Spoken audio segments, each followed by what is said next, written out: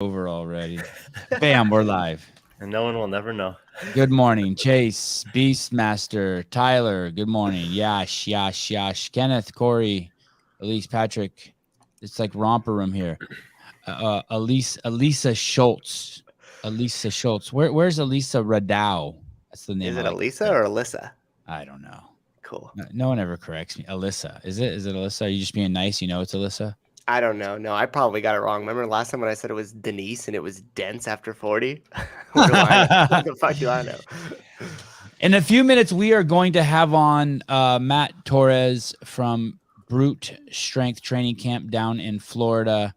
I watched a podcast with him and Clydesdale, Mr. Switzer. I watched a podcast with Tommy and Sean that he was on. And I watched... the one with the great Khaleesi, who's just completely run ahead. I should have never had her on the show. Oh, fuck that. I'm going to take full credit for how she just completely she just ran away. Bye. Oh, catch up. This fucking guy, the bone has been picked clean. There's nothing left of Matt Torres. Man, Tommy and Sean hit him hard. The Khaleesi hit him hard. And Mr. Switzer hit him hard. They covered all the bases. There's nothing left to ask him. So, I think we're going to figure it out. I think we're going to do 45 minutes of just staring at him. Silence. Yeah, we're just going to stare at him. He's a chicken with no feathers. Matt Torres. Holy What's going on, fellas? Matt. Hey, good morning. What's up, man? Good morning. 7 o'clock over there, huh? Yeah, you're like the good-looking version of Matt Souza. Look at you. It's about time we give the people what they want. Finally, you know what I mean? I didn't know it was grow a beard and shave your head day. Shit. I thought we just always had beards. Yes. Those of us with a slightly higher T count than your average female. Right. You know when you shave your beard and everyone looks at you funny for a week? Not gonna let that happen. It hasn't happened to me in a while. Yeah. Hey, when you get older and you grow a beard like this, you put on like 20 years. Like I really do look like a 30-year-old. I gotta come up close to the camera to take. Can you come close? Oh yeah. Oh, I didn't realize you got the angular chin hairs too. Well, my wife bought me one of those ball hair ones. And instead of using it on my balls, a shaver for Father's Day, I just use it on my face. It's amazing. It's called it's the one the UFC's always advertising. What was it? Manscaped. Yeah, Manscaped. Yeah. Wow, it's awesome for your face. I still don't want to use it on my balls. I'm scared. I just take when it gets so big that I can grab a handful of pubes, I just take the scissors and kind of like. Oh, you little gun shy. Not even close to my balls, and I get scared. You know what I mean? I mean, there's like I see space between them, but it's still like they don't belong down here. You're living life dangerously. I am. No, you're living life dangerously. I tried to tell Matt O'Keefe that Danielle Brandon she's just fire. And he's like, well, she's a great person. I have no problem with the gift of fire that Prometheus brought us, but she is fucking fire. Yeah. You know what? I think everyone from the outside thinks that way, but it's really not like that, honestly. Let me tell you something. She like speaks it on the inside. When I like the interview of Dallin Pepper when he says, man, he's fucking awesome. You know what? Fascinating. Dallin Pepper says in this last interview I watched of him, by the way, the reason why I called you a chicken with no feathers is you've been picked clean.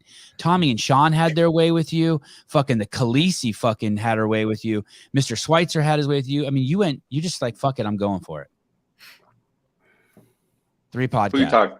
Who are you talking about? Me? Yeah, Mr. Torres, you, yeah. Oh, I didn't recognize any of those names. What? Oh, you went on 3 podcasts and they were all amazing podcasts. I mean, they asked you everything. Yeah, Tommy and Sean were like, all right, we're only going to ask you one question about Phil. I was like, yeah, man, cool. I got a quick answer for that one. And then the first 20 minutes of it was loosely based around Phil and steroids. Yeah, I was impressed. Everyone went in on you pretty hard. I like how Lauren does it just with a big smile. Yeah. Sneaky. Damn, she's good. I think Danielle Brandon is fire. I think she's a unique character. I don't think there's another one like her in the sport. This is a wholesome, let's cheer on our competitors. She fucking won an event, flipped the crowd off, and everyone stood on their feet and cheered her on. I mean, and it proved we are not all created equal. And that's proof of it. We all play by different rules. Anyone who says the word, it's not fair, go fuck yourself. Like, what are you, I agree. 3? Like, of course it's not fair. Which event was that? Do you remember what number that was? 8. One where she 8. looked hot. Hey, So If you watch the documentary, they showed a 1-second clip of her stepping up onto the finish line.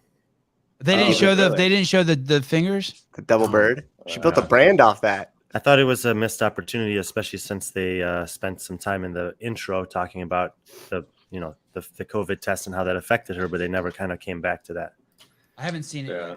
It's gangster. It's gangster, right? It's like the beloved gangster. She's a beloved gangster. She's I think that was just like up until that point, just everything, just the way things were being handled in the back. And when I was back there with Emma, you can kind of I mean, she wasn't back there with any of the athletes, but then the way everything was being handled, it's like, you're handling me like this, but you have all these fans like squeezing and touching, like high-fiving the athletes the whole time. It's like, this doesn't even make sense. So I think it was just like a little like water boiling over, after a little bit of time. Matt, and she pulled it off. It was natural. Sorry, go ahead, Brian.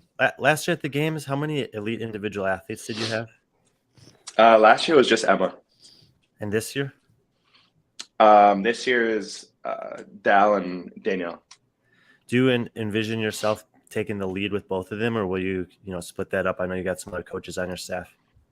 Yeah, so I'm definitely going to be taking the lead on both of them. Our assistant coach, Coach Tom, is going to be helping as well. Dom is the behind-the-scenes guy. He does a lot of work.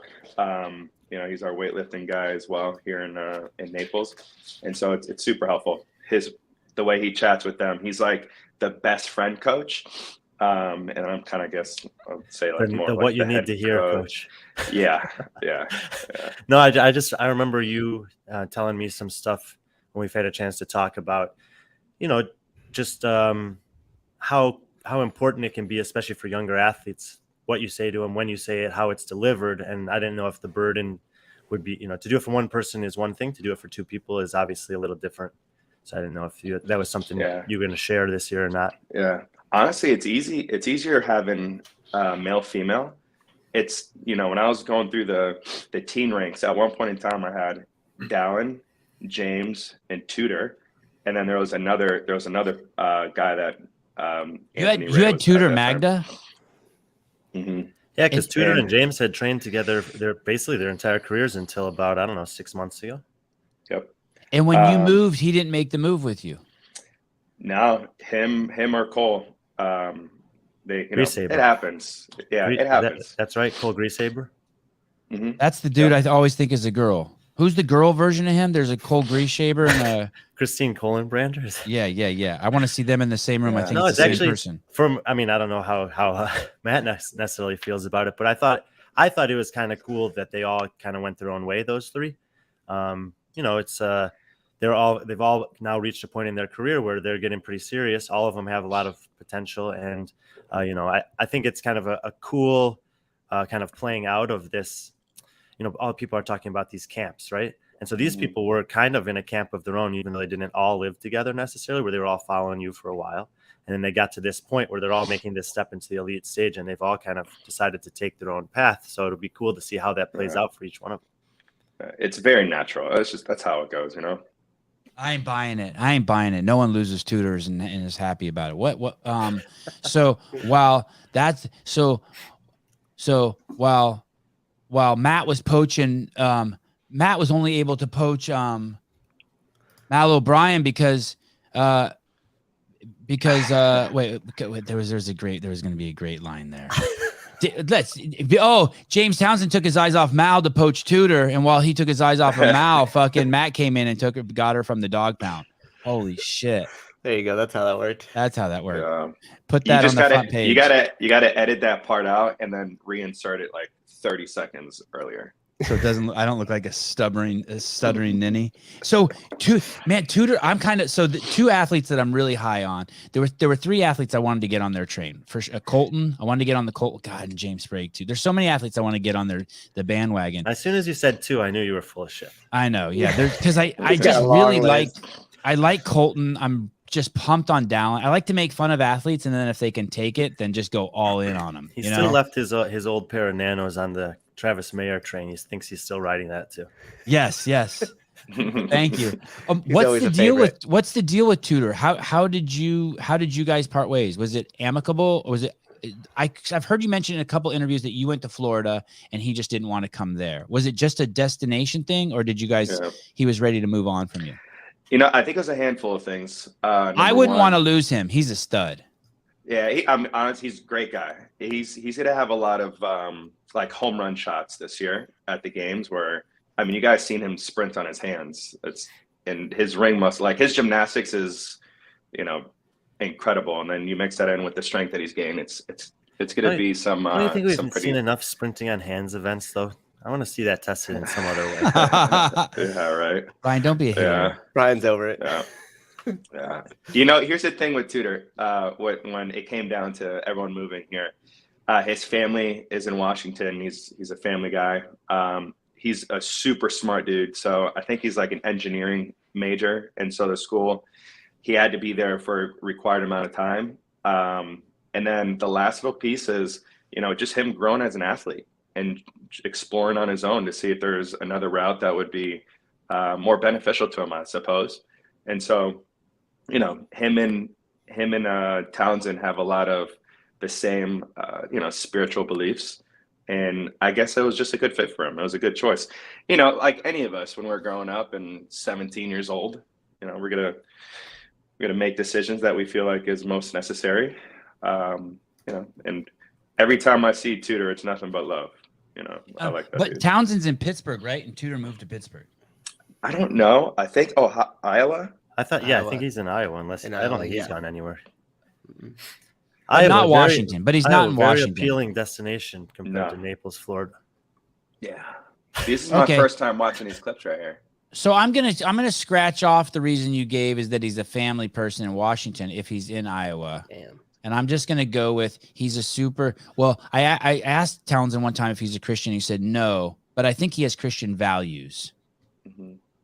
And I never like it when anyone asks me that question because usually whatever I say, it's going to be something to either satisfy or not satisfy your reason for asking. It's not going to have anything to do with that. What I actually think that means. So you think I should take that off my list of questions? Sounds like he's into Scientology. Matt, are you a Christian? Yeah, I would probably say that's kind of like my moral compass. Am I practicing as much as I should be? No. But that satisfied me. I take offense to that, Brian. That answer satisfies me. The one Torres just gave me. I'm satisfied. He's a very eloquent man. I'm here just to warm your heart. It's 7 a.m. over there. Thank you. Good dude. You use this line about transparency with your athletes. And it reminds me of this line that Ben Bergeron uses a lot, and I think it's super duper potent. And I don't know who came up with it originally, but we move at the speed of trust. And relationships are like that. That's why, like, when you meet a girl and you're both on MDMA, fucking that shit, fucking, you do 10 years, right? Everyone's walls are broken down. You 10 years in 2 hours. Yeah, 10. Yeah, 2 minutes. Just one light show and you're in. Yeah. Are those interchangeable? I need trust and transparency. Are these trust and transparency? I think transparency leads to trust. Because everyone's on the same page. Everyone sees like everyone's cards. I'm not whenever I make a decision for the team, everyone's on the same page of knowing why. And typically my decision is what's best suited for the team. So if I take that approach with things, then usually everyone's on board. Not always, but typically. So transparency, almost like as a noun, leads to the verb trust. I think so. Piece, little pieces of it. You like that, huh, Matt? Matt, I would tell you, I thought about saying that. I'm like, I'm gonna fuck this up. That is way too smart. What I just said, but I tried anyway. And so that brings me to Phil. Like I'm not his coach, but like I had Joyelle on, and like for me the greatest gift I can give someone is allow them to be honest. And there's like only one or two things I would never want anyone to be like. If they were honest with me, I would judge the fuck out of them. There's only one thing I can think of. Other than that, I don't care that Joyal did drugs. I care the fact that he could come forward with it and be like, hey, I did them. And he's free. I think putting human beings in a position where they have to lie is despicable. I think it's worse than the liar. And I on the other hand, I had Hunter McIntyre on the show, and he fucking hates a cheater, and I get it. It's where he is in his life, right? Do you even care if he on the shows that I've watched you on? It seems like you believe him, but you don't. I don't feel like you 100% say that. So I'm thinking, are you more like, hey, I don't care. I don't care whether he did or not. I'm his coach, and I'm going to stand by him no matter what. Not really, honestly. Oh. I do care. Right. I do care. You know, I'm not. I take people for what they say. You know, there's not. I know how hard Phil is working, and you know what's funny is I was just watching the Miles to Madison with Ricky Garrard, and it was the opening line of the Miles to Madison current episode, and it's like, you know, did you do it? No, I didn't. And it's like, I can't spend an energy trying to figure out the whys behind, you know, what supplement was taken, what supplement was not like, that's not where I'm like, you know, spending a lot of my time as a coach to even be in there. Like, I have no control of it. So when he called me and he was telling me, and I was like, you know, son of a bitch, you know, we're here now. And it's like, what can I do at this point? I don't know, comfort him, trying to help fill in the gaps that, you know. See, when I hear you say that, I think you possibly don't care. I think you're more like me. That's how I feel too. I want to help them. I want to help Joyel or Phil through it. I don't care whether they did it or not. I want to help them. But telling the truth is the only way out of something like this. I mean, for yourself. Yeah. And here's the thing is, like, over and over and over again within, you know, those 3 days where we found out, he's like, dude, I didn't. And when I'm hearing it, I'm not gonna start to question, like, I don't know if that's the right time to be like, well, are you lying to me right now? You know, is this right? Really I don't know if that on? is either. I agree with you. Yeah. You know? And so from that point moving forward, it's like, and it's a super tough conversation. It's like, what do you tell someone that just got everything stripped away? And we don't know what this, you know, what the punishment's going to be, but typically it's a longer one. Like, what do you tell someone? It's like, hey, you know, how's it going? Go get a job today? at Starbucks. Your CrossFit path is over. You know what I mean? It's like, I don't know. Sometimes I don't know what to say in those scenarios, but I'm here just to listen to people. And that's kind of where my role was within this realm with Phil. And it's like, you know what I can control? The fact that I got to go back into the gym in the next like hour or so and coach these two athletes that are going to the games. It's like, that's where Danielle Brandon and Dallin Pepper. Exactly. And, you know, I understand how important communication is at that time, to let Phil know, like, dude, I care for you.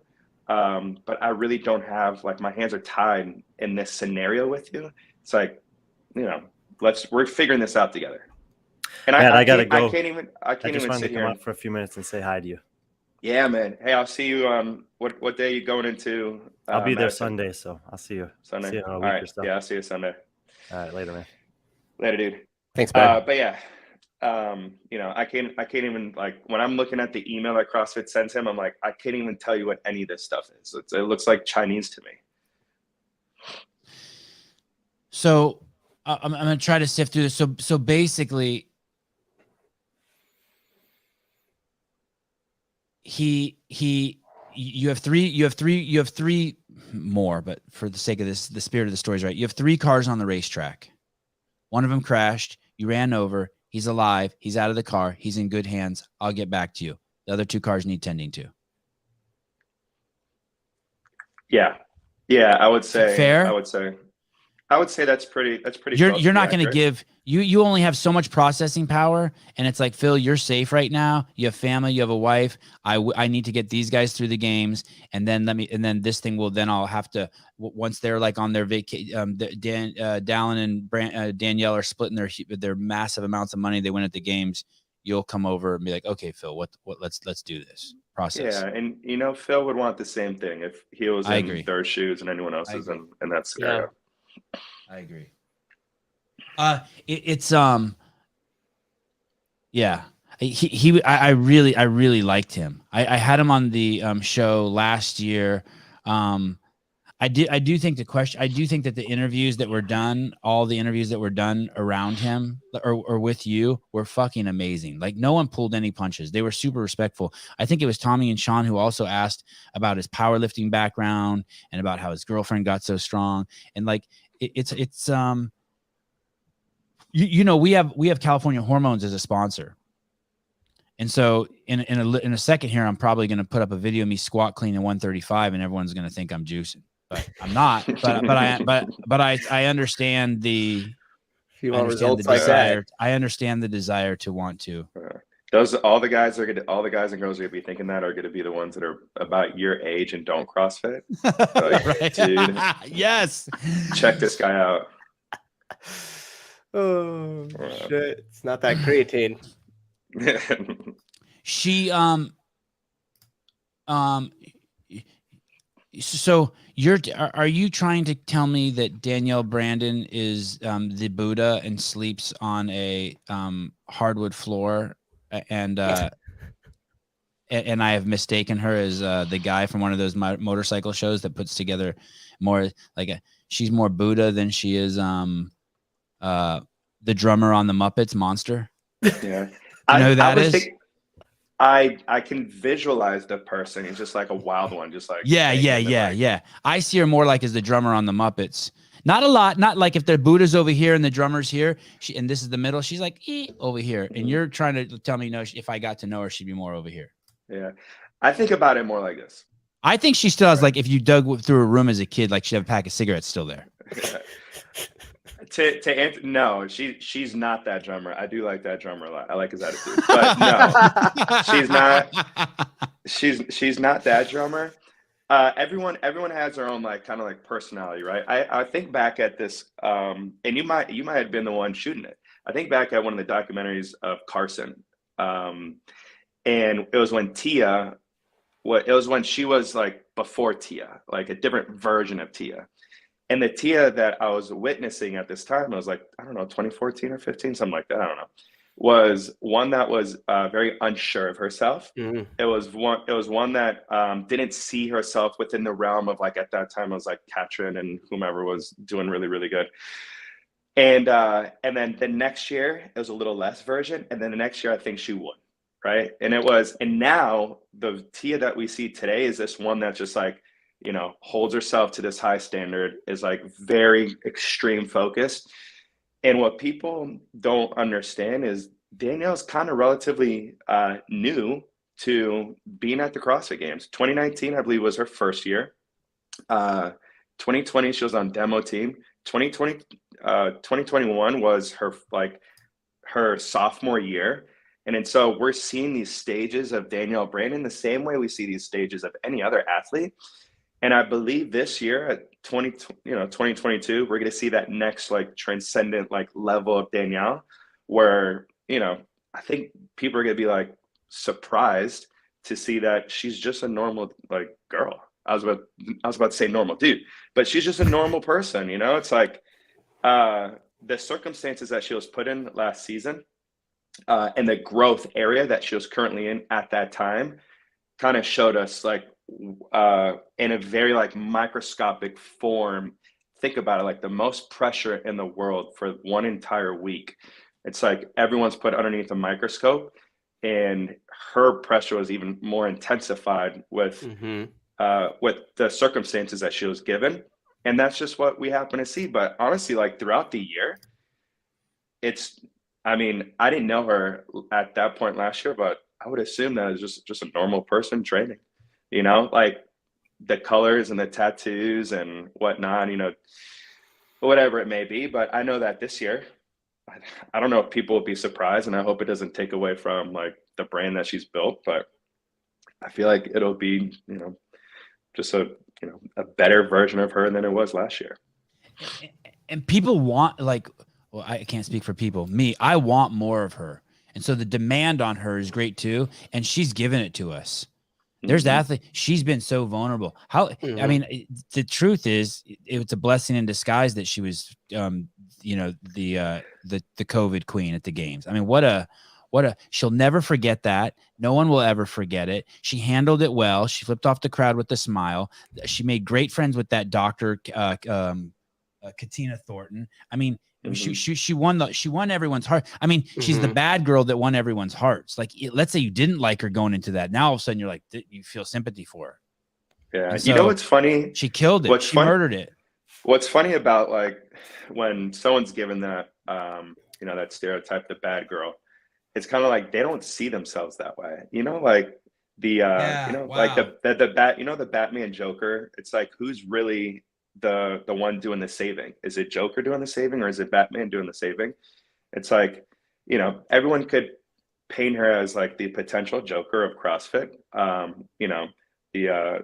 But through their eyes, it's like, am I like, this is literally just like, this is the version of me right now. That's something that I would question is, kind of like that parallel to the Batman Joker thing. Does she not like it? Does she not like being the bad girl? Because I'm sensing, like, as you guys maybe have talked about this before, maybe she doesn't really like that image of herself. We haven't really spoken about that. I would assume that she just wants to be looked at like an athlete, just out there competing. What I believe she really wants is to be on that podium. It really does. And here's the other thing is, and this is just the way I think, I could care less. If someone looks at me as the most evil person in CrossFit, if I'm on that podium, whatever. If someone looks at me as like, the happy-go-lucky, whatever CrossFitter, and I'm at that podium, whatever. At the end of the day, it mattered. Two things I think matter. Number one is being on that podium. Number two is making a living out of CrossFitting. I guess the only reason why it matters in your situation, well, at least from the outside, looks like it would, is how she's going to get along with the other athletes. And no one would have. I mean, I had this blonde girl on. I can't remember. She was an Underdogs athlete. No, not Gazan. The girl who didn't make it. She had Annika. Annika. I had Annika Greer on, and she came out hard with a story about nothing bad about Danielle, but just about how like. It was a bumpy entry, and she told a story about like when you first meet Danielle. Like basically, I think Danielle's the alpha in the gym is the way she painted it, and then we see what's going on with her.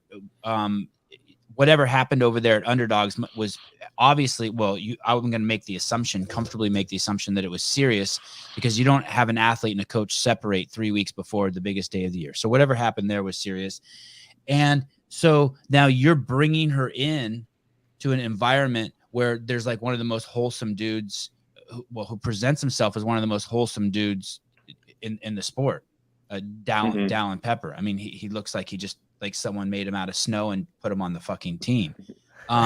So that's true. So in that regard, it's just more intrigue for those of us watching from the outside. Oh shit, Dallin Pepper's a white piece of, stack of brand new paper, and Danielle's just a fucking flamethrower. Is Dallin going to catch on fire? You know what, man? That's from the outside. It looks like that, and I like both those guys. No one should take that. Like O'Keefe thought I would when I call her fire. I'm saying something bad. I'm not saying something bad. No, it's all good for her. Yeah, it's all good for her. But it's a lot of power to wield when you're her. When I'm gonna buy some. I bought some toe spacers. I mean, this bitch got power. Yeah, dude. O'Keefe said he bought toe spacers because of her. Hey, she converts. Last night on the show. She converts. Yeah. She got conversion power. Yeah. Think about it like this: when you were growing up watching Michael Jordan play, right? And I know how tricky this is going to be because Michael Jordan's really good, but we didn't get the inside, behind the scenes view of Michael Jordan at practice. What we saw of Michael Jordan was game day winning. Okay. Yeah. The day and age that we're in right now, if we got Michael Jordan now, we would see the behind the scenes, and everyone would paint Michael Jordan as this like evil figure, but the dude just wants to win, right? And it's just the passion that he brought with him.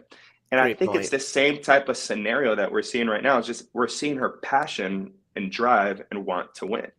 And because CrossFit is this like, again, you know, you finish and you go like cheer on your competitors and like you pick them up when they're tired and it's like you pat them on the butt. You know, I could care less to see that stuff, you know, but that's just kind of, that happens to be, you know what I mean? Like, and I look, and I've said this in other podcasts before, there's two reasons why, or excuse me, the only reason why you would want to go cheer someone on is if you know it'll get in their head. Go do it. Okay. The other, if you're not going to do that, go start your recovery, go get your mindset for the next event. That's it.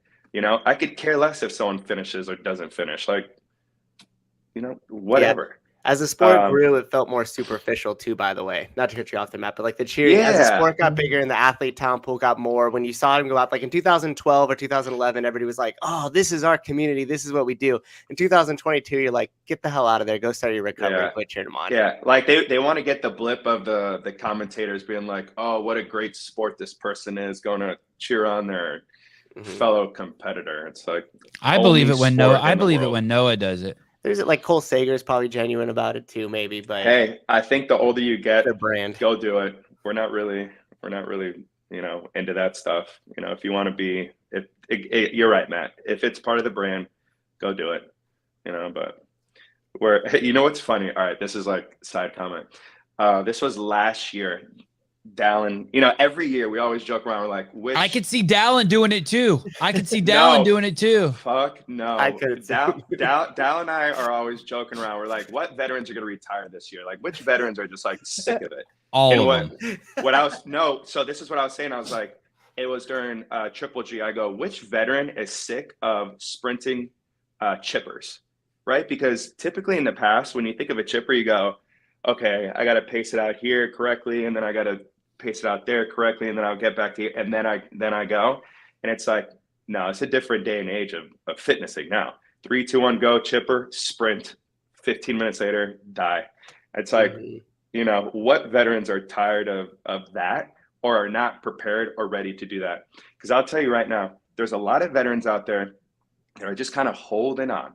And there's a lot of teenagers out there that are willing to suffer and push. And, you know, and there's different opportunities for these teens that are coming up through the ranks. And it's like, I don't think people thoroughly realize how much the game has changed. And these vets got to jump on board and be willing to push whichever ounce of energy they got. There's no transitions anymore. We did a show on that, and I proposed that. I'm glad you're bringing this up. I didn't get enough love by proposing this idea, but I talked about the evolution of Fran. But there's not even transitions anymore. It's you come off the rings and go to your hands and knees, and then start doing the bar facing burpees. It's becoming one fluid movement this word transitions isn't even doing it justice anymore. It's just it's like when you drive and you like, you know, sometimes you switch 3 lanes and like you're with a dork and they're like, they switch one at a time. Like I just go slow. Let everyone know here I come. I'm flowing. Yeah, I agree. Well, here's fast lane, 5 lanes over, exit. Fuck you. Dude. When my athletes break in a workout, I tell them, I go, you're breaking because your transition is going to be fast, right? So if they're splitting up 15 ring muscle ups, whatever, 8, 7, when they drop down, they know that they're resting for the ring muscle up, but they're also resting for transition as well. So when they jump up to finish 7, it's right on to the next movement. They're not, you know, finishing 7, grabbing the chalk, breathing, you know, getting rid of it, and then going to the next movement. So it's a much deeper thought than it is. You know who is keeping up with the times is Mr. Vellner. Yeah. Mm-hmm. Yeah. I've really been watching. He's bad metaphor for him, but he's a fish. He just flows in the water. But not really. But not really. You'll go to the games, and it'll be you and Dom and Dallin and Miss Brandon, Danielle. And I know a lot of people have asked you if she, when she comes back, if she'll be on the Brute team. It seems almost a little too early to decide that, right? I mean, yeah, whatever she says now could obviously change. Yeah, there's so much more room for growth with Danielle. Wow. So you believe. Oh my goodness. The Danielle that I see right now and the Danielle, and I've been telling her, I've been watching game film from last year's games. It is two completely different like humans that are standing in front of me at this time. And so I believe that we'll see an even better version of Danielle, but there's so much more left in the tank. There's so much in a lot of different aspects that I'm super excited. And it's like, who wouldn't want to coach Danielle Brandon when you see something like that? But, as far as same with Tudor, who wouldn't want to coach Tudor Magda? Yeah. It's so. Did that break your heart? Sorry, I know you want to tell me how great Danielle is. Did that break your heart when Tudor left? Tudor always had a special place, with me. I've sold some nice motorcycles and I still think about them. Yeah.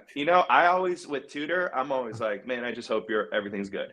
Yeah. With other crashes on the bike. I hope with other athletes, I'm not as like, whatever, like I do well, don't do well. I'm not really thinking about it. But with Tudor, I'm like, man, I just hope you do well. I'm like, Tudor, do well enough. Don't beat Dallin, just do well enough. Like, just right underneath. Yes. Okay, I don't want you to crash. I hope it breaks down. Yeah, it just tips over and gets dented. That's all. Yeah. Did you have games aspirations yourself, Mr. Torres? No. I mean, I knew what it took, and the moment I knew what it took, the moment I hit that realization, I was like, I have to go make some money. I don't really have time to be doing this. Do you have kids? Nope. No. How old are you? 34. That's what. How old were you when you found CrossFit? 19, 20? No, 22. College. 22. And you were playing Division I football? Mm-hmm. Were you the kicker? Asshole, Sevan, you asshole. I wish I was the kicker. They had the best life. They would come on the field, kick a couple balls for about 10, 15 minutes, then go hang out and just like play with each other. That's my podcast. I just kick some dudes in the balls. They come on and then go play with my kids the rest of the day. Yeah. No, I was a wide receiver. So. Damn. Oh, wow. Mm-hmm. Wow. Do you ever run with Danielle? Considering what her current mile time is right now and the progressions that we have her on, I have to pick and choose. So I'll pick like 200 meters to run with them or 100 meters to like finish with them. So usually when I'm running with them, I'm usually coaching them and running with them at the same time. But I mean, I say that and it's maybe between like 150 meters or like 200 meters at a time before my heart starts to realize what's going on. Do you like watching people move? Oh yeah. I mean, I just like,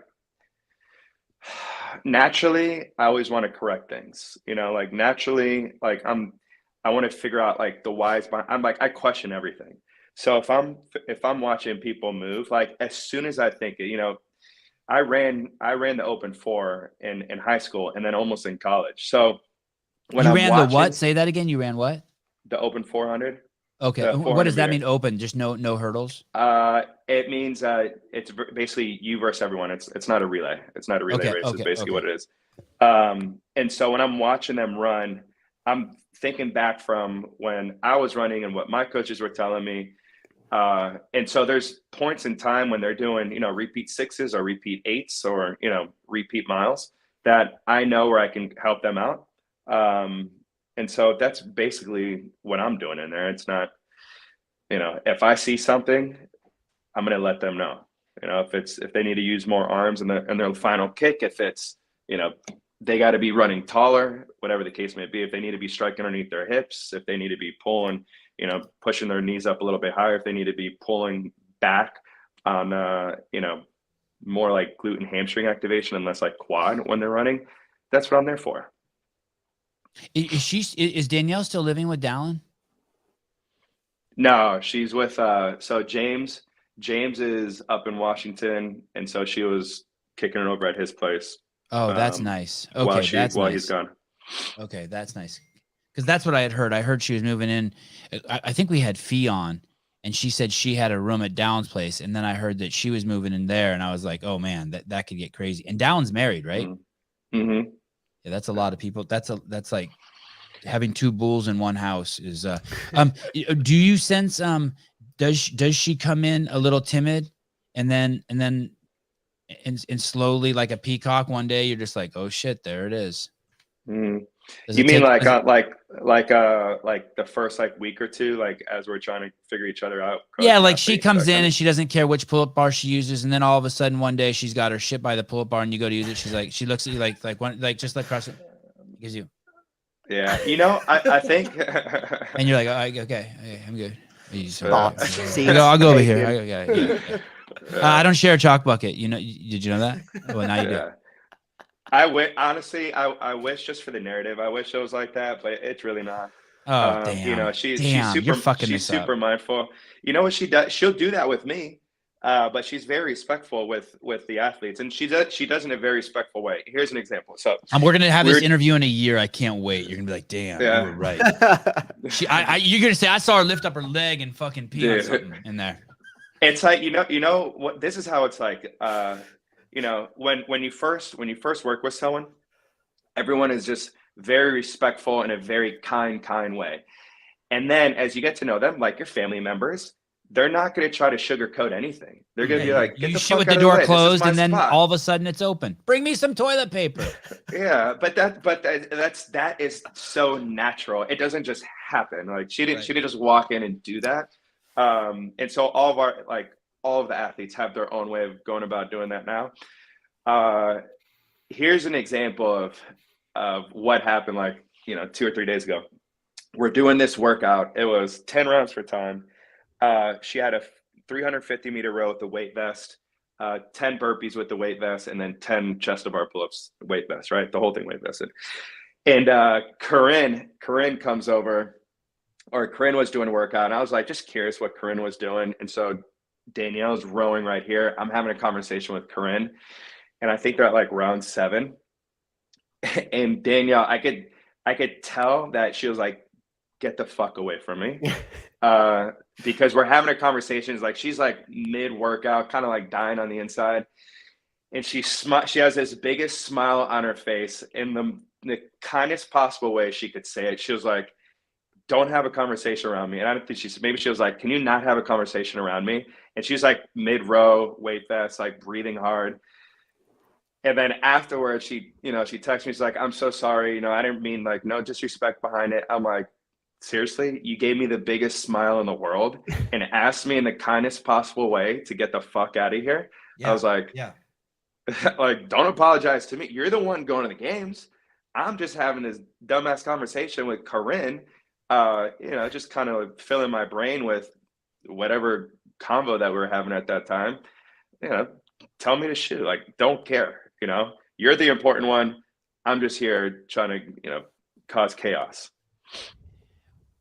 When I ran the media team at CrossFit Inc. and I had 100 employees, and I was the greatest executive media director to ever walk planet Earth. Subtle. I didn't give a fuck if people were rude to me. Yeah. All I wanted was you to work. I didn't give a. At the end of the day, you shit golden eggs, and I facilitated it. And you could talk all this shit. And I worked with assholes. Filmmakers suck. They're fucking walking, fucking menstruating vaginas. All of them. All you motherfuckers. But at the end of the day, it didn't matter. People be like, why don't you fire him? I like, because he's making me rich. I mean, famous. I mean, happy. No, but even more humbly than that, to be honest, I'm being cavalier, but I brought the best out of them. And sometime in their life, they're going to realize that. And that's all I care. I was inspired by them, and they were great. The people who worked at CrossFit, and that's what you have. You have great people, and what do you care? Look, like at the end of the day, if it's hurting her to be a bitch, then you say something. If it's not, if it's part of her process, then you're there to facilitate it, right? I mean, at least that's the way I felt with the artists, and they're artists, right? Hey, look, it took me a long time to understand Dallin and what makes him tick and what pushes him and what motivates him and what, pulls him down. It took me a long time to figure that out as well. And it's like there's certain things that I can do with Dallin that I can't do with James, that I can do with Emma, that I can't do like with all these athletes. It's just part of the process. I'm not, there's, and I think to your point, if we're at work, the job is to get as much great work done as possible. The job is not to come in and be your best friend. I'm not here to sugarcoat things. If that's how I'm going to communicate things with you, that's how it'll be done. If you're just a straightforward person where it's just like, just tell me what to do, I'll just get it done. And that's how Phil was. He's like, dude, just tell me what to do, I'll get it done. Whatever type of pain, discomfort, annoyance, whatever it is, I'll get it done. And Dallin's the same way. With Danielle, we're slowly trying to figure that out. I really appreciate you coming on. It sucks that we didn't get to talk about Emma Carey. I really want to get on the Emma Carey train. Please get her healthy. As a fan, we got Emma Carey, Emma Lawson, Mal O'Brien. We got this young posse of girls. Please tell her I said hi. I have your phone number. All my guests but one allow me to text them. Laura Horvat, if I text her, she says, "Who is this?" So I still, even though I have her number, I still try to only talk to her in the DMs. Is it okay that I text you? Yeah, man. What's funny is like up until recently, I never did that. I would always just like not save numbers.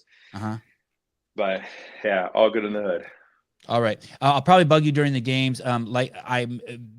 You never feel like you have to respond. I understand everyone's busy as shit, but I'm sure during the games we'll be trying to get you on. So yeah, man. That's that. Brother, thanks for coming on. I've uttered your name 1,000 times. I think mostly positive. Great to finally meet you. You're a great dude. Yeah, you as well. You too, man. I look forward to seeing you guys here in the week. Yes, awesome. Sir. Thanks, man. Thanks, brother. Later, Appreciate your time. Ciao. See you guys. There was a lot there. I felt like we could have for sure full interview next time. Dude, Tommy and Sean did such a good job. Lauren Khalil did such a good job. Schweitzer did such a good job. There was, but all right. Yeah, I'm glad. Part of me is like, when I was watching last night, I was getting kind of depressed. I was like, yeah, I had a bunch of questions. No, I was just gonna say I had a bunch of questions about like the Phil situation too, but I did not do the extensive research that you did, so I did not want to ask the same questions that were already asked. So I just refrained from it. And we'll get him on next time. But I do think we uncovered some stuff. We know that he does. We don't know that he does care. We know that he does care, and we know that it's just too much to fucking process. I mean, not on this. It's like your wife's giving birth and you find out one of your best friends has been in a car accident. I mean, it's not right. It's tough. Adrian, he's muted. Up, he dude? might be trying to Yo. get there. He is. What's up, That's brother? a lot. That's a lot, man. When your wife is pregnant and your friend got in a car accident, I just stepped into that. But that's a I don't know day. who's going through that. But geez, that's a lot going on. We were talking to Matt Torres and just like managing one of your athletes testing positive for banned substance while you have two other athletes who are going, and just but he said basically like the metaphor we used, Adrian, was you have three cars racing around the racetrack. One of them gets in a car accident. You run over. You make sure the driver's not dead, or if he is dead, you cart him off the field. Whatever the fuck. But you basically get him off the field, and then when the race is over, then you come back to that guy. So I think that's basically what we're seeing with Matt Torres. I think maybe he's a little my words, not his, shell shocked, but he knows he has to focus on Danielle and Dallin, right? I can only imagine that. I mean, how stressful that's got to be. I ran into. It's like having all your friends Shane. fired from your job, but then you have to go on and put on the biggest event in the history of the sport. Yeah, that's a lot. It's funny. I ran into Shane Orr in the coffee shop just yesterday, actually, which was kind of funny. And what city? Seeing Nashville. Okay, they live, not too far from me. So every once in a while, I will see them around town. But it's funny because Tia is pretty calm and cool. I mean, she always is. but God, Shane looks like he's just stressed to the gills. Is that where you slipped him on a napkin all the workouts ahead of time? Yeah, totally. Right. The old coffee shop exchange. Yeah. No, actually, that's something I'm very cognizant of, and I go to CrossFit East Nashville down the road, and that's where the Proven Crew has, they do a lot of work out of there. And this time of year, I mean, I haven't been in there in months, and part of that is to maintain a professional distance. So I don't want anybody to think that there's any sort of home cooking weirdness going on there. Yeah, exactly. Tia, can you test these 12 workouts for me? Yeah, exactly. No, I mean, if anybody thinks that they got there by anything other than their own hard work, that's a real shame. So I've never heard that. Real. I've never ever heard that, by the way. Absolutely, and that's why I'm trying to keep it that way. Oh, right. Okay. But you got to be aware of where you are and what you're doing. But the secrecy really is that crazy, right? Like, even if let's say you were somewhere and you wrote something on your hand, even as benign as like 135, I mean, I've from the time I've spent around you, like that has to be cleaned off. Like you guys are basically have to go into one of those rooms that blows all of the shit off you before you go out. Like no one can know shit. People think it's funny, but I have a privacy guard on my phone that if you look at it from anything other than like, straight on, it'll totally blank everything out. Smart. And when I have normal friends or whatever, and they're, hey, let me see something on your phone. And they're like, what is this thing? I'm like, never mind. Don't worry about it. But normal friends. Some of your normal friends. Yeah. I have a few of those. Yeah. He just alienated all of us. If you're a CrossFitter, you're not normal. True. And you should be happy about that. Who wants to be normal? Come on, man. Come on, Sevan. You've been out in the real world lately. Is that who you want to be? No. Thank you. I did go out a couple of times. Adrian, do you remember at the CrossFit at the No, I blank it all out. I don't. Do you remember when I think it was Matt Fraser versus Rich Froning at the ranch? I think maybe Ben Smith was there too. And there was a in leak. The last year when we flew everybody out there. Or was that open workout? Are you talking about? No, it was an open workout. Okay. Yeah, okay. Fraser. Were you there for that, Adrian? Yeah. And Dave, was that the one that Dave and Rory and I did the workout afterwards? Oh yes, that was the one where everybody was like, Dave, you got to do it, you got to do it, you got to do it, and he finally was like, okay, fuck it, I'll do it. And awesome. The t-shirt manufacturer Vindicate said, I wants to ask you, Boz, if you want a no rep shirt. I have He'll sources. send I you did one see for those free. designs, and I thought the design was pretty cool. Not gonna lie. Do you remember that there was a leak that year? The open workouts were getting out, and we didn't know how, and there was an investigation going around, and it was through texts. Was it? And it was like to state. Yes, do you remember that? And they right before the show, I don't know who marched in and fired him. Was it Curtis Bowler? Who walked in and fired him? I don't remember. But I just remember that I think it was somebody on the production crew. Yeah, cool dude. Somebody who wasn't forward facing. I don't even remember who it was, to be honest. But I don't remember either. I think he was the head graphics guy, not Eric Diaz. I don't know. But anyway, so and that's how serious it was. I'll never forget that. Like someone marched right into the fucking truck where he was working. Like, hey, dude, you got to leave. How to get the work out? He just got fired, and the show's gonna go on in 30 seconds. They're like, get the fuck out. You're out of here. Well, I think it's an interesting cultural thing too, because I don't know, man. I feel like in this day and age, there are certain people that I think if they had access to information, they'd want to blow it up and put it out there. And I'm like, what kind of person is wanting to do that? If you're truly a fan of the sport and you're a fan of the culture that's created around it, I think that even if you stumbled across something, you would keep it to your damn self.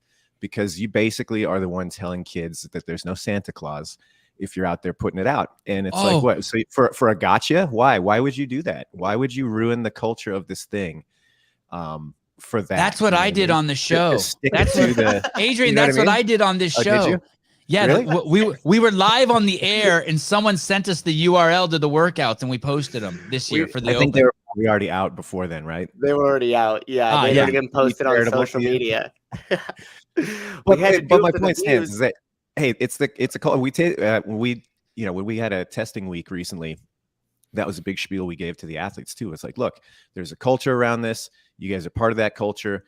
If you want to blow that, that's fine. But you're basically persona non grata from here on out. Do you want that? Is it worth it? And you make that decision at the end of the day. But I really do think that that's a cultural thing that we should try to preserve. I mean, the test is, let me start with what the test is not. The test is not, here's a bunch of specific things. Let's see who can train the best for these specific things and then come out on top. That's not what it is. The test is, hey, who can be prepared for whatever is going to come their way, and who is the most well-rounded and who can prove it.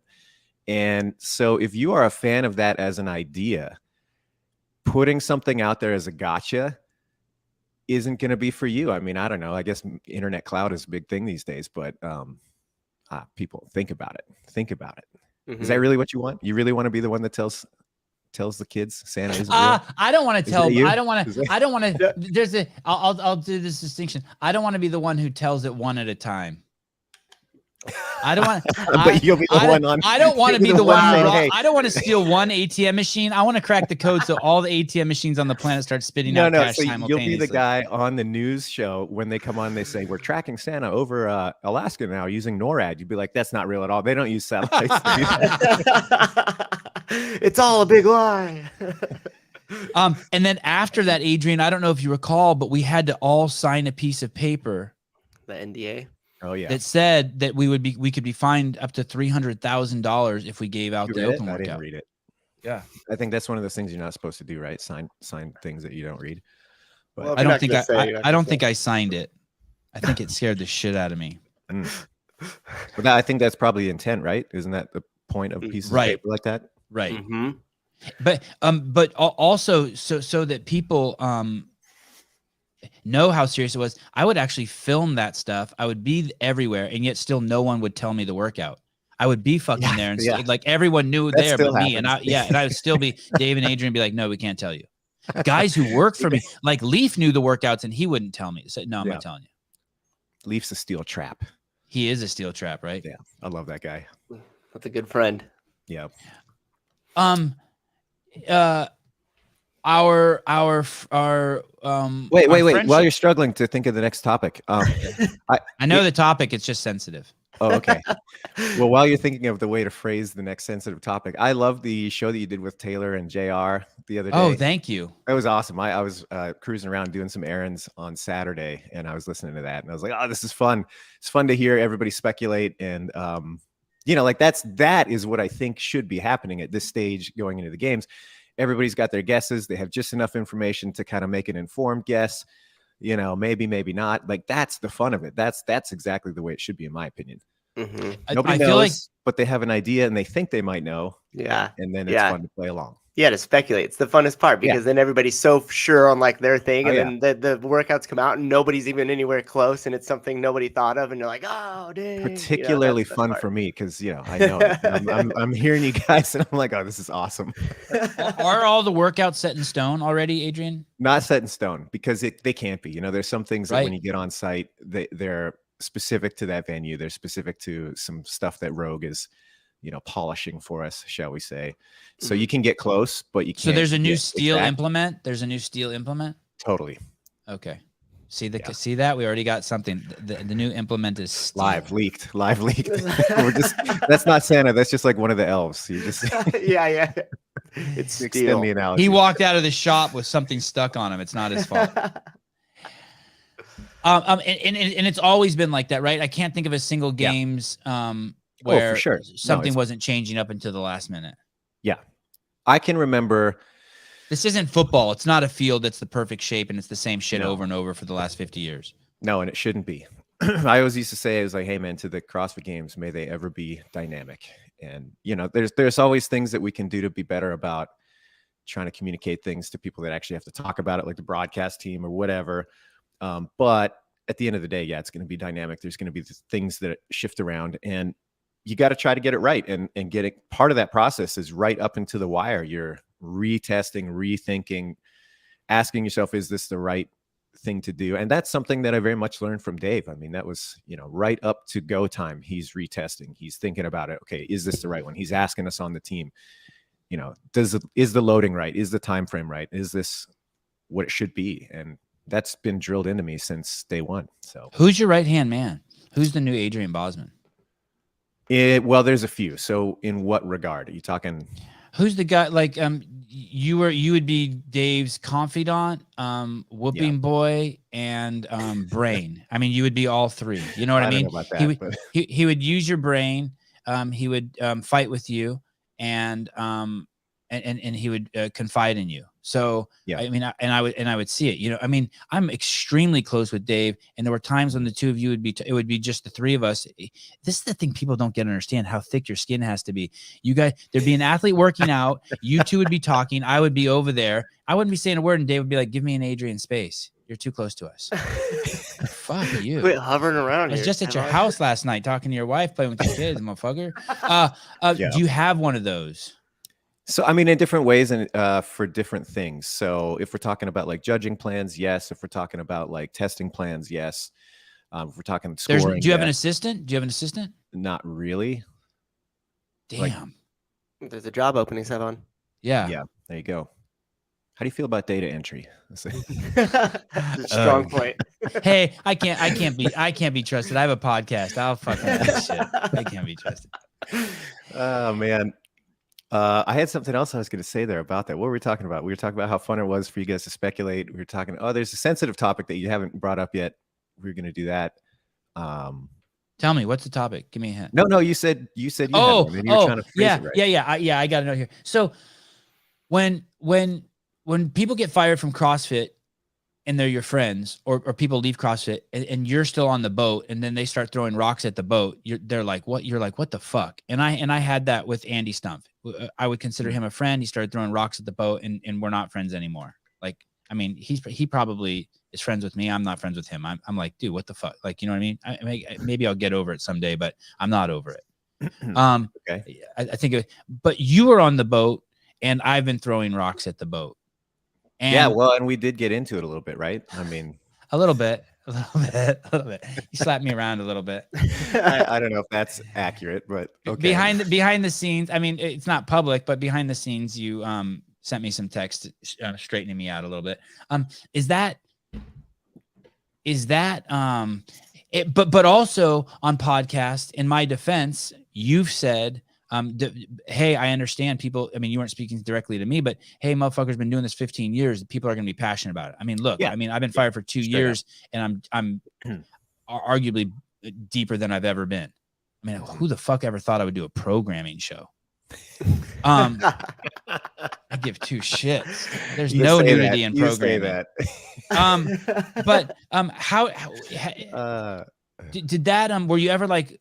How are you still friends with me? How are you not like, fuck these guys? How did you not like build up like when I asked you to come on the show? How are you like? I mean, we've done a lot of stuff together. We've eaten ice cream together. We've ridden bikes together. We've gotten drunk together. I mean, we've done it all.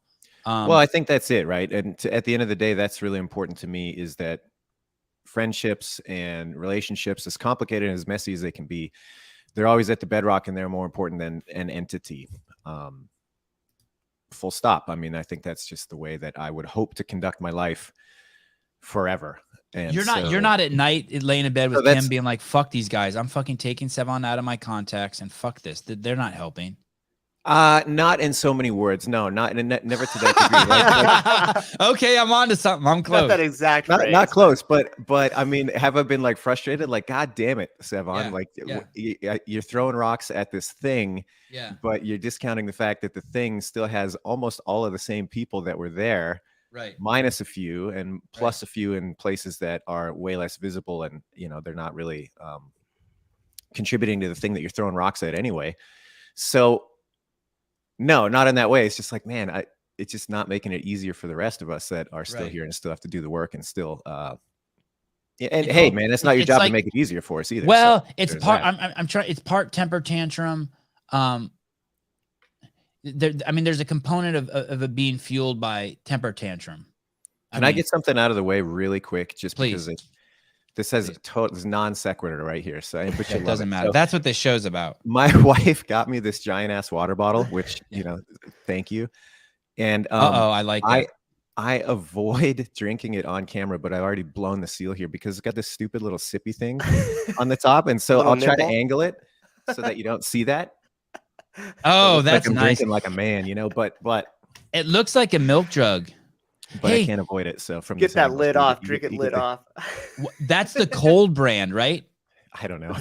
What's the brand on it? What is it? Oh, because I just bought a Yeti one for my kids, but the cold one had a nipple on it, and I was like, oh, I should have gotten that one. The Yeti one's like kind of supposed to be like manly, but the nipple really is better, like more convenient, practical. Yeah, I don't know. Then unscrew it, jug, swig from it. Alpha isn't convenient. Alpha? being an alpha? Is that what you're saying? I wouldn't know. Are you over? But are you still in my context? Yes.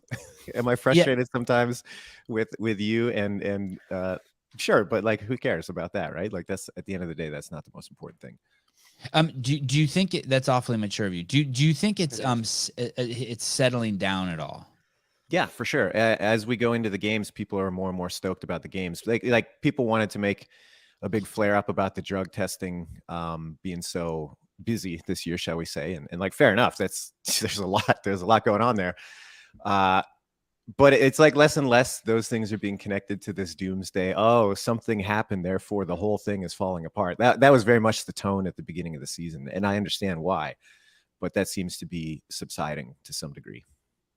At least from my perspective. The drug thing really bores me, but if you look at the metrics, like if you go over to Morning Chalk Up and look at their videos, their most popular video by far is one that's titled 13 positive drug tests. Or if you look at the stuff that Hiller does, all the biggest shows are the drug test shows. Really? But man, people love steroid talk. It's like, dude, there's dudes that's all on the internet, like this no plates and no dates guy, or millions this, of subscribers, or this douchette guy. Like these guys are just crazy. Like, it's just all steroid talk. I mean, I'm not taking a dig at them, but there's a huge interest in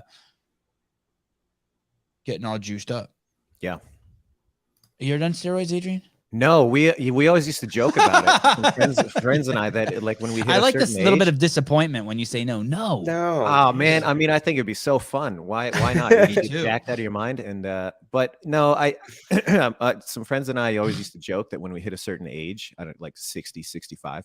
Yeah, we called it the Ripped Old Men Club, the ROM Club. Yeah, just like once you hit that age, just go for it. Like, what are you going to regret it when you're 70? Probably not. Yeah, no, you're good.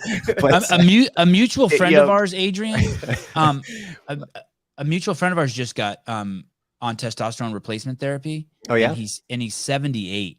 I'll tell you who he is when we get off the air. Cool. And love and life, dude. Yeah, well, hey, the fine line, not fine line, it's actually really you can't bright stop line talking about how great it is. Go ahead. Yeah.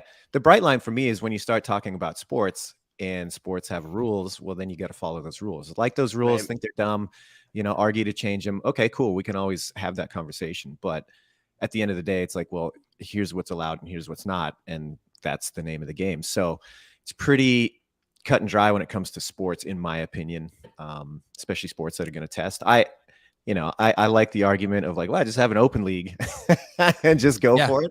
Yeah, California hormones game. One day, resources being infinite and time and all that you can dedicate to it. Sure, why not? But 2023, it's coming. I'm doing that. Yeah, there you go. California hormone games. But no, on the other end, I will say that I do feel, like, all jokes aside, I do feel strongly that CrossFit being what it is, trying to promote a healthy lifestyle, trying to promote a methodology that's like, hey, you don't need to be an expert. You can be a regular person. You can train hard and you can reap these benefits. And it doesn't take a lot of extra shit. I think being true to that is appropriate for CrossFit competition at the highest level. So when people look at your background in movement and they start using that to try to predict the games, is there validity there? Oh, I think that it's good to have a full circle of investigation. And I think that JR did a great job of that. So that's all I'll say. And how many, I have a question here. I just need to fill in real quick. How many events are there at the games this year? Can't tell you that. 13. I need to know how many clean. I'm going to change my shirt for every event. I want to put a clean shirt on for every event. Can you just tell me? Noon and night. That's all you need. Okay. And how many days is the game? Look at the schedule. You got the schedule. I saw Sousa blasted up there. Wait, hold on, Matt. That was the best part of that podcast, was when you put up that photo of me Or the photo that the photo I was at the National Quilting Museum with my mom in Paducah, Kentucky. And that's what that picture was. It was I thought they would know it right away. It was like this avant-garde quilt that is hanging in the Paducah Quilting Museum. That it looked like a placenta. They all started speculating. Everybody leaned in, was like, "Wait, what is this?" It's like years old. That was a fine moment, but yeah, no hints in that one. Just thank you for that. Love the quilt. The hints that you have put out, or some of the facts that we do know, is that it's 4 days long. Wednesday, Friday, Saturday, Sunday. For indies and teams, yeah. And then age groupers are Thursday, Friday, Saturday. Who cares? Adaptive athletes as well. And then I do, Sevan. I care. Yes, thank you, Adrian. Did we get Ogar scheduled? No.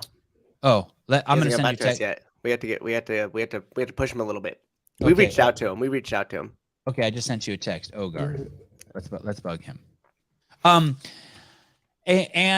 we know at the time he'll be at the games. Yes, that's why we're having him on. We're only having games people on for a little bit.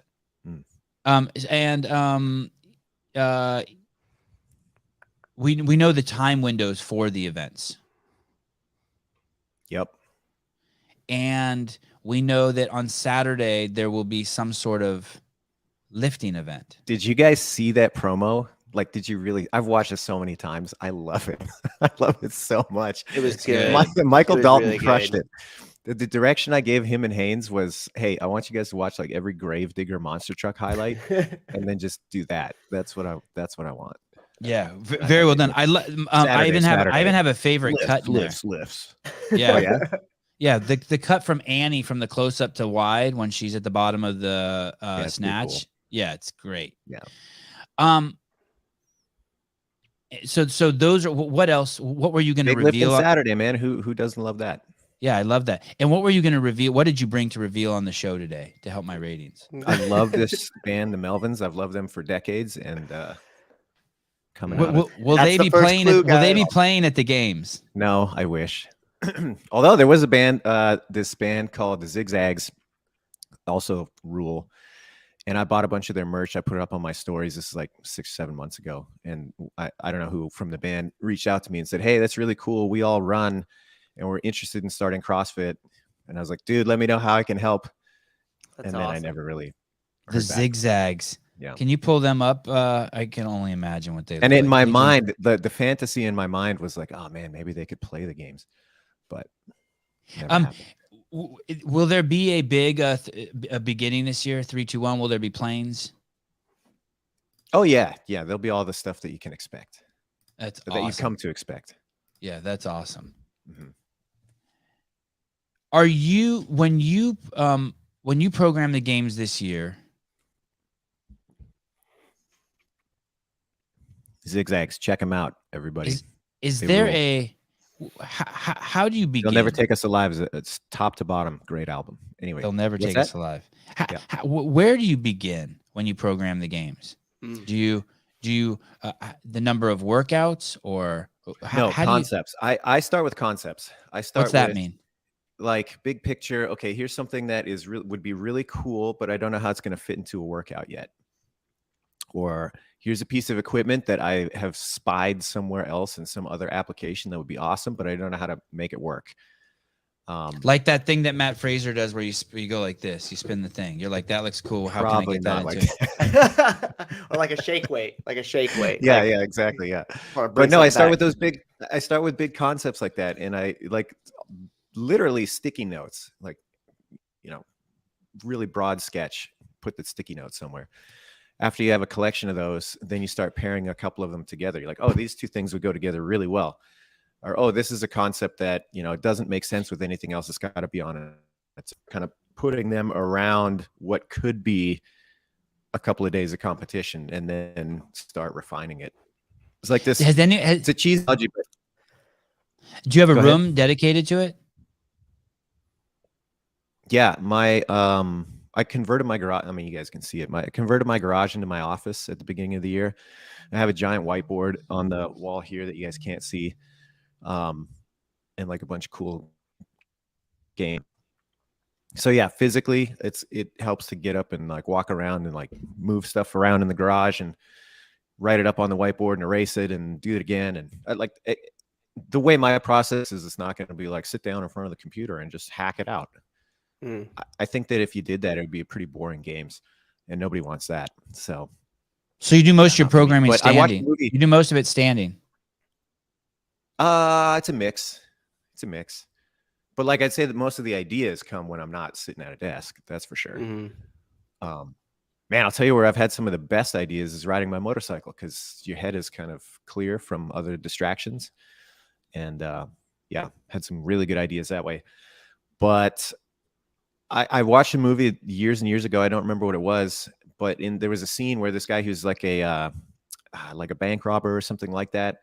And he was forging signatures. In the way that he would forge signatures is he would start with like this big basic shape of signature that he wanted to forge, smaller and a little bit smaller. And he did that 1,000 times until he could get the signature right and, passes whoever he wanted to. And that, I feel like, is kind of the same process. So like start big and then you start whittling it down until you're like, aha, that's it. It's so closely related to art too, because as being a freelance illustration, like major way back in the day, freelance illustration artist is like, you always start with the big shapes. You just block in your big shapes. And then once it starts to take some form, then you come in with all the details and you start to put in the highlights and do all that stuff. So it's really cool how closely programming relates to art in that matter. Catch Me If You Can. Is that the movie? Adrian, for most of the games, there were no rules. Oh, you're breaking up. Sorry. I think his internet's lag. I think that's what happened. Adrian, it's better now. Me? Tis. Oh, Tis no. you. Bummer. I don't know what's going on. The last week, my internet has not been great. There you go. It's coming in now, though. Adrian, for most of the games that I remember, Dave made the workouts, but there were some workouts where he was told from the top, from Greg, hey, this has to be in there. Has anyone told you that you have to do this workout, or are they all yours? And by all yours, I know people help you, or you take input, but I mean, like, are they at the end of the day, are they yours? Yes. Fine, don't answer. Sorry. That broke up a lot, so I'm going to infer what you asked. Oh, were you forced to do any workouts? Sorry, man. I think the lag is catching us. No. Did Eric Rosa call you and say, hey, you have to put Fran in this year? Not forced to do any workouts. Oh, man, this is tough. Sorry, guys. I don't know what's going on with my internet. Should I try to leave and come back? What's the deal? No, fuck it. It's our show. Who gives a shit? People just like looking at you. They don't. I think it's just the lag on his. I hate to say it, but you're just a pretty face, Adrian. You're the Danielle Brandon of dudes. Boy, if that's the case, we're all in trouble. we are in trouble. Okay. You went on this guy Peter's podcast, Coffee Wads and Pods. Pods and Wads. Have him turn his camera off. Don't tell me what to do, Trey. Turn his camera off. I want to look at him. Fuck that. Ain't no quitter. Yeah, Trey. More stable. What does this mean? What does this mean? Boz with the Mickey D Wi-Fi. Mickey, like McDonald's. It'll fix itself. Totally. We just push through. I actually ride it off the gas station around the corner from my house. No, that's not true. You're not on their Wi-Fi, are you? We're gonna use this as clickbait and say he said an event, but it just cut out, guys. No, we had the event. Hey, just spit on your router. That's what I do when things get a little sticky, a little rough. Oh shit! I saw my mom in the comments. I need to chill. Couple questions. This is a family show. Go, Adrian. Go. What questions? Did you have a question, Adrian? Or No, nobody told me what to do. Questions? No, I'm saying I want to rest it, put out there. No, nobody told me what to do with the programming. And was very clear about that. Like when it all went down with Dave, I mean, if people were going to start to be bossing me around like that, like I wouldn't have stuck around. There's no way. So, yeah, it was me. Oh, awesome. Do I get to split that $1.79 that somebody just donated? I'll give it to you Wi-Fi? we'll give it to you when I'm at the game. So I'll give you your cut. I appreciate it. Any question about Peter? That was an incredible podcast. Thanks. I mean, you were really open. I don't know. It's pretty flat. Oh, I don't know. He's easy to talk to. You're the most serious I've seen you and the most vulnerable. I know there's a little bit of a contradiction there, but I mean, you never fooled around as much as me, but there was a component of, when we got together, we would be a little bit giddy together. And now I don't see that side of you. It's like you've stepped up your game, but on the other side, not that you ever didn't take anything serious as a heart attack, but I see this, like your thoughtfulness and your precision of words, it has escalated dramatically, but yet you were so vulnerable on that podcast.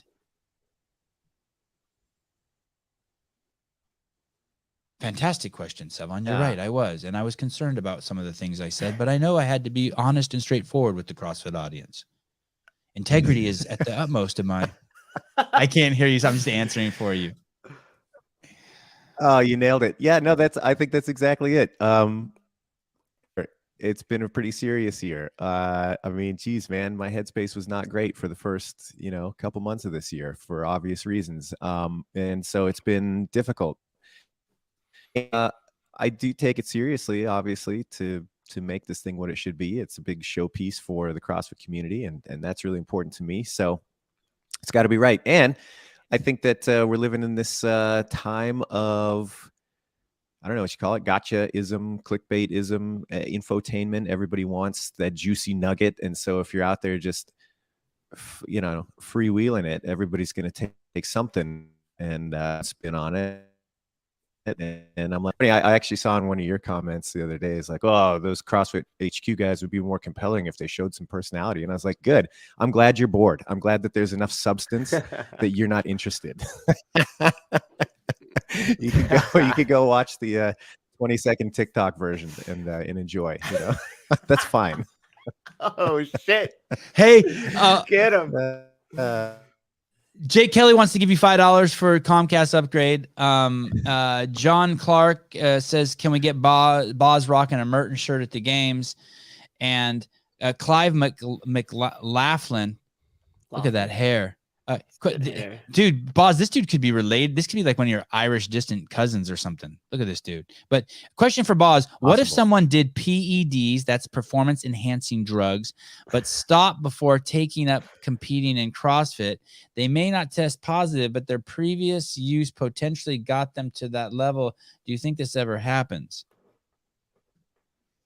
I think it's probably happened. And I say this all the time, probably athletes that are actively engaging in performance enhancing drugs knowingly that we haven't caught yet. Sure. Do I think it's like this? I think it's a lot of the times with the also ran athletes where they're not quite at the level that they can make it to the top and they feel that they need to do something to get to that next level. And I think it's a lack of confidence, frankly. That's the road that you're going down. How much faith do you have in your own ability to get there? And especially as the sport gets like younger and younger, meaning so many of the top athletes now have come up through the teenage ranks, I think there's less opportunity for somebody to come in with a background that may include performance enhancers and truly make it all the way through. Does it happen? Maybe. I don't know. Do I think it's a big concern? No, not particularly. Adrian, what if someone got all juiced up, like to the fucking gills? You know what I mean? Like a vein that runs like from the tip of their penis up their chest onto their forehead. You know what I mean? Just and they're getting, and everyone, yes, performance enhancing. They're just fucking and they're even like show you taking them like on the internet, like he's injecting himself with shit, and yet he passes all the tests. You know what I mean? Like he's just, and then he wins the CrossFit Games and he's like, says I'm taking drugs and he's fucking like, like looks metabolically deranged and he's like just, he's like holding Justin Medeiros in one hand. He's like fucking Well, like the good guy thing used is to that sell broccoli. But does he still win even though he doesn't? He passed all the tests, but he's like admitted to taking stuff, and he's holding Justin Medeiros. our like hands that. are tied, and there's nothing that we could do. Yeah, that's awesome. Of course not. What are you talking about? That's like people forget. I mean, at the end of the day, like it or not, it's our show, and we get to do the rules that we think are going to preserve the competition. That's the whole point. Sir, of having you the rules. passed the And so, test, yeah, but you that gotta- giant vein from your penis to your forehead, we're not buying that. Something's a little off. We'll have to put somebody on payroll for the penis inspector. I don't know if they have that currently. Oh, please. You guys But, got tons of penis You got inspectors. jobs all day now, Sevan. You to go. Yeah, I'll do it. yeah, right. Put them up there. Um, What was the question? how's your fitness? My fitness right now is not great. I'm not gonna lie. It's been a rough couple of months. Very much like head down, focused on planning, and yeah, time has been fleeting for that. So I got to get back on the horse. It's not like terrible, but it's pretty not great as compared to where it has been in the past. How much are you 165 right now? I'm always 165. Yeah. I hear And that. But You then look that so was much heavier in short-lived. person. It's crazy. It's so crazy. Mm-hmm. Yeah. Damn, you're breaking up. Hey, What is the deal with my internet? I'm sorry that this sucks so bad. so I don't know Adrian, what's you going know on. what the I tried to 65 close you down know all what my the other- 6 you know what the 65-year-old women are going to be doing? Like, you have a pretty good idea. I programmed it all. Yeah. Okay. Oh. Get the fuck off my show. And what'd you say number event 3 was going to be, Adrian? Yeah. When he was Press talking about the handstand? clickbait, I so wanted to title the show Adrian Bozman releases CrossFit Games workout. I thought you were going to do it. I thought we should have done it. Would have been awesome. I would have taken the heat for that when people started saying clickbait. I would have been like, that was me, guys. Sorry. I want to ask him if he thinks I can beat any of the women at the 65 and older. We'll have lots of challenges after the games. That's for sure. Yeah, just like focus on both, like the 14-year-old girls and the 65-year-old women. Just like start just going through and doing all those. I wanted to ask him too, like how he was feeling coming into it, like if he was getting nervous, because he's been so close to Dave in the games and had such a large role since the jump. But it's always a little bit different. Like I sit here as like running the back end and doing my stuff at that time that you were like, hey, I'm gonna be at Greg's, like you need to run the show. All of a sudden I was like, oh shit. Like, you feel the pressure of it and it's kind of sitting on your shoulders. It's so much easier to be kind of in the background of it than it is to run it. So I just wonder how he's feeling about that. And you can only imagine how much crazier it is for Adrian. Hey, are you on your phone now? No, I'm trying round 2. I was trying to close down all my background apps and stuff, and then I just, little boomer, so I just X'd out the window that we were chatting on. Jake Kelly with that photoshopped bicep says Adrian should just jump on from his phone. We're almost done with you, Adrian. Almost done with you. Yeah, fair enough. But I love that that was the question. That's the division that I'm sensitive about. I'm not going to talk to you guys about. I'm out. Yes, I know them. All those workouts, they're fun. They're going to have a good time. It'll be great. Do you think that are we still laggy, or are you that- guys just not talking to me? Laggy as shit. It's laggy. Do you think that I can beat those women? Do you think when I see those 65 and older, do you think I could beat all the winner of the 65 and older women's CrossFit Games, like in a competition? No. Oh, I know. Fuck. Pia Gund is an animal. No way, man. And no slight against you, but I mean, no, it is a slight against both. It can be both. You can do both. David Johnson, do you intend for age groups to stay at 10 from here on out, or could this change? That could definitely change. And David, you should drop the T in your name. David Johnson, not Johnston. No one says it right anyway, so just drop it. Make it easy on everyone. Should I try to call back on my phone? Is that a good idea? Was that a good idea? No, it seems to be working okay now. Are we coming Let's in live? look at this guy's name, Jackson Okay. Jackson Mashtoff. Wow. I think that's one of those you see what you want to see type situations. Sevan. Yeah, this is like a Simpsons name. I know if like I said that like over a speaker, a loudspeaker, it would come out as something else. Thank you for the $5. Wait, did Adrian just let slip one of the workouts? Oh yeah. That's definitely coming for Nate Edwardson's next video. For our video here, it just cut out. You can hear it correctly. Who's Nate Edwards? Serious question. Oh, that's just there's these guys in the CrossFit space who make he's Pat Vellner's old video guy, but he has a show, him and Wiki and Craig Ritchie, and there's this group of guys that have these shows, and they're cool shows. I mean, actually I shouldn't lie. I don't know if they're cool. They're vloggers. It's a different format, Sevan. It's a different format. I think it's news without news. But it's just dudes postulating. It's kind of like our programming show, but without the research. That wasn't well, I can't. Yeah, hey man, I can't keep up with 90% of the internet these days. So I don't know what's going on with. I mean, there's just so many channels to ingest. How much of that can you consume? Yeah, this is going to be the last. This is my last question. Last bit. That's it. You mentioned just now that you were just mentioned just now that you were involved in sort of the idea of the video that was made by Michael Dalton. Yes. I would suggest that you also get involved in the CrossFit Games podcast and that you have them push that to the front, because I think one of the greatest voices of the CrossFit Games is Chase Ingram. I actually, fuck it. He's the best. Agree. I like Chase a lot. Yeah. And the fact that you know what I like about Chase is that, he's not afraid to push back a little bit. Mm-hmm. And that's good. You know what I mean? Like the athletes, those guys are awesome. They do amazing things every day, but they make mistakes. And when they make a mistake, I don't think it should be just glossed over in the same way that when we make a mistake, I mean, nobody lets stuff. I think it's kind of the same thing where if you're objectively looking at the sport and you're interested in it, you want somebody who's going to call people on like, yeah, that was the technical, this person, the race or whatever. I think Chase does well with that. He straddles the line well. And so he does this podcast and you're on it, and I go look and it has 41 views. And I'm thinking, is that a lot? No, those are like accidental views. Those are bots. Those are bots.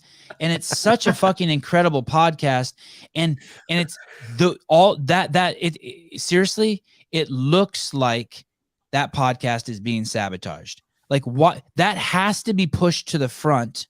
It's like one of your greatest pieces of media. And it's like almost impossible to find. He's done 60 episodes. And I almost think until it's pushed to the front, I don't think anyone should go on that podcast. It's a waste of your fucking time. No, just call Chase at home and talk to him, because no one's seeing that shit. I mean, you guys have so many fucking subscribers. Anyway, I know you're busy with game stuff, but once I heard that you were involved with a little bit of media, I just think that's those should have 10,000 views each. And instead they have 41, 68, 152. I mean, Justin Berg was on there, had like 100 views. I'm like, what the fuck is going on? Yeah. Yeah. So agreed. That's what I my 2 cents. Let's bump them up. Rakesh Manon, question for Bob. Hey, when we hit 50, I'll let you know. And then when we hit 100 views, I'll let you know. Yes. Big milestones. Just don't. It's a brand build. There's podcasts out there that are brand diminishing. That is not one of them. If you go on that podcast and you're with Chase, your brand will get bigger, and he'll give you an opportunity. And so, but until they actually publish it in a place it can be seen, I say that no one goes on it. Okay. What is your source for feedback to improve the games every year? How will you take feedback from this year to improve next year? I can answer that for you, Adrian. Please go ahead and email gofuckyourself@crossfit.com. and all advice will be taken seriously. So submit all feedback. Harsh. That's so harsh. But that is the running joke, was that, oh, you have a programming suggestion? Just email me. I've never gotten any of those by the internet before. Rakesh, I appreciate your question, but it's such a broad. It's so broad. No, but I'm happy to answer it. Okay, please. There's a couple different ways. So number one, I love putting things to my team and telling them straight up, tell me how it's lame. Tell me how it sucks. Let's make this thing better. Like I've done that pretty regularly throughout the season where I'll come to them with a draft of something. Like I see myself as kind of the curator. It's my job to pull the cool stuff together and then put it to the first test, which is our internal team, like my competition team. And their job is to poke holes in it and from different lenses, right? Like, okay, can we score this effectively? Is this going to play out the way we think it will? Is it going to look good? Is it going to be a legitimate test? All these types of things, right? Because if you're doing it in a vacuum, you're going to miss some of that. It's too big for any one person to see everything. That's true for most things in life, right? It doesn't mean that you don't have somebody who's at the head of it that is helping to direct it, but it can't be just a singular person. So that team is huge. And then externally, we've started hearing from athletes a lot more than we ever have. And some of that's great. Some of it's, pie in the sky stuff. Some of it's, and it's hard to say this without sounding overly harsh, and I don't mean to be, but I think there's a certain truth to anything where somebody that's involved on the outside, they think they know the best way forward and they're going to be really loud about that best way, but they have no idea. And it's great that they have that passion and the belief that is going to be the thing that really turns the corner. But at the end of the day, it's not always the case. Just because you participate in something doesn't mean that you have any idea of like the best thing for it. It's like a Henry Ford quote that what did he say? Something like, if I left it up to the public, they would have asked me for a faster horse. Mm-hmm. Yep. Something like that. Quote. Yeah, that's the quote. They would have asked me for a faster horse and carriage. Yeah. That's awesome. I got two quick questions for you, Adrian. Number one, with this being the first year with Dave out, have you talked to him about any of the stuff with the games at all? Have you asked him any questions or ran anything by him, or has he been left out? And the second question is how are you feeling coming into it? You've been so close to the games since the get-go, but now it's kind of, you're in charge of everything and it's kind of falling on your shoulders, so to speak, as far as the events. Are you feeling a little bit more nervous coming into this year than years prior? We'll start with the Dave thing. I haven't talked to Dave much about the game specifically. It's been a little bit weird navigation in that regard. Cause like I'd love to bounce things off him, but I want to respect his process and his space with it too. And it's just kind of a weird place to be for both of us. I mean, I've talked to Dave. I want to talk to him soon. I texted him around the 4th of July when they were doing that street parking event, and I was there. It looked like for a time I was going to be able to make it out to that event, and then it's just way too close. There was no way. Which that event looked awesome, by the way, super cool. Yeah. But so no, I haven't bounced a lot off of him this year. It was just a little too strange to try to do that without, I don't know, invading his process around it. It's got to be hard to be cut out from something that, it's his baby, so there's got to be some space there before that can be done correctly. Second question about the nerves going into the games. I actually feel really good right now. It's been coming in waves, for the last 4 months. The biggest, most stressful thing was before we had a big production meeting in Madison where we had some of the key team leads, and we do this every year. And we talk through some big pieces, and that's the first time that some of that stuff gets shared out.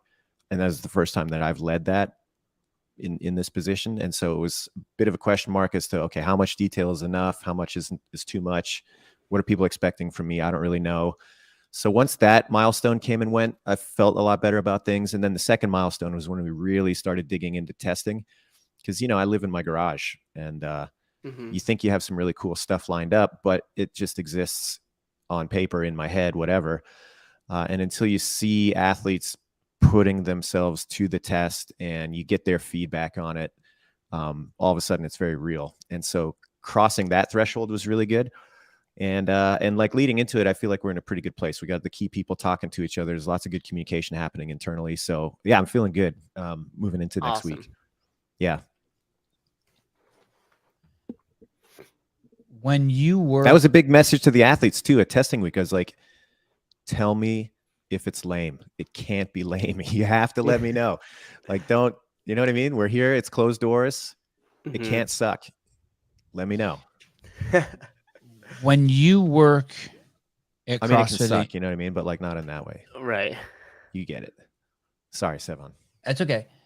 For people who didn't grow up in the Greg Glassman culture, who are new to CrossFit Inc., I can only imagine the deep depths of struggle that they have coming on board, because it almost is impossible to understand what's happening there. And I'd like to add something else. And secondly, and even more potently, the feedback that gets tossed around at HQ. I don't mean this to be harsh to anyone, but 99.9% of the public could never handle the feedback Adrian has received or I've received. I don't know about that. I do. In 5 seconds. Adrian comes from a pedigree of some of the most intense feedback being on the L1 team that you could ever imagine. These are feedback machines. This is something that's not talked about a lot, but you live in how many seminars did you do? A lot. I don't know. Over 100, 200, 300, 400? Probably between 3 and 4. I don't know. He got harsh feedback on every single one of those, and he gave harsh feedback on every single one of those. By harsh, I don't mean rude. I mean, he's super productive. This is a sword that has never stopped sharpening. I'm telling you, like, people cry. Yeah, famous quote by Todd Widman when he was debriefing an intern at the time who went on to be a long-term member of staff. I won't name names, but this person was going into their debrief. Todd was, he has notepad. He's giving them kind of full blast of all the things that needed to be brushed up for next time. And the person kind of stops Todd and wants to interject and say, okay, well, this is why I did that or whatever. Todd just stops him and says, "This works better when I speak and you listen." And that's that. But yeah, I mean, that's, it is very feedback rich culture, to your point. It always has been. And it had to have been, to really make this thing awesome. You're driving down the street and there's a truck in front of you, a gravel truck with no mud flaps, gravel uncovered, speeding, and rocks come off and hit your windshield, and you're a normal human being, and you say, "Fuck that guy. He just cracked my windshield." If you're fucking on the CrossFit team and you're a fucking OG and you're part of the CrossFit Illuminati, you say, "It's all my fucking fault because I bought this fucking car with the windshield." It is. I don't know. Don't ruin my story, Adrian. It's about It's about complete accountability and personal responsibility. A lot of that, yes. And so I wanted to take that opportunity, Manon or whatever, Kashish Manon. What was that guy's name? Mashish, Nashish, Dushish, Hashish, Rakesh Manon. Like it's almost funny to talk about feedback because it's so gnarly at CrossFit. It is and hopefully that will never be lost, because what it does at the end of the day, to use kind of what Matt Torres and Ben Bergeron have talked about, you grow at the speed of trust. We all want transparency, and that's why CrossFit is so amazing. I mean, I was talking to O'Keefe last night, and he's like, "Can you believe the resiliency of this brand?" Yeah, this brand is gnarly. Well, hey man, I'll tell you, I feel like all this talk about brand and whatever else, and this is probably why I'm not, and may never be higher up on the corporate ladder than I am. But I don't understand a lot of that brand discussion, and fine, maybe it's not my place to do so. But what I do understand is the strength of culture that we've created. Yeah, much better word. Well said. And that has nothing to do. I mean, that was the old, Greg used to say this all the time. He's like, "Man, if it all falls apart, we're all going to go get jobs at McDonald's. And then what are we going to be doing on our break? We're going to take some dude outside by the dumpster and be like, here's the air squat." It's the structure that contains it. It's not that it's irrelevant. It's clearly relevant, but it can be secondary in a way. And especially now, I mean, the genie's out of the bottle, right? Like all this stuff is so pervasive. It has fundamentally changed the fitness landscape forever. There's no going back. And so, yeah, like I hope that the flagship still continues to be the thing that it should be. And I'm going to work hard to make sure that is the case for my part. But But hey, man, it's in the world. It lives and breathes and does its own thing. And if anybody if anybody thinks that they can get their arms fully around that and control it, good luck. You know, it's its own entity, and it's a vine. It's spreading its way throughout the forest. Adrian, you can hack it back. You can do what you're gonna do, but at the end of the day, it's out there. Curators of the forest. If they move the games to Australia next year, how did you know? And you can't go there unless you get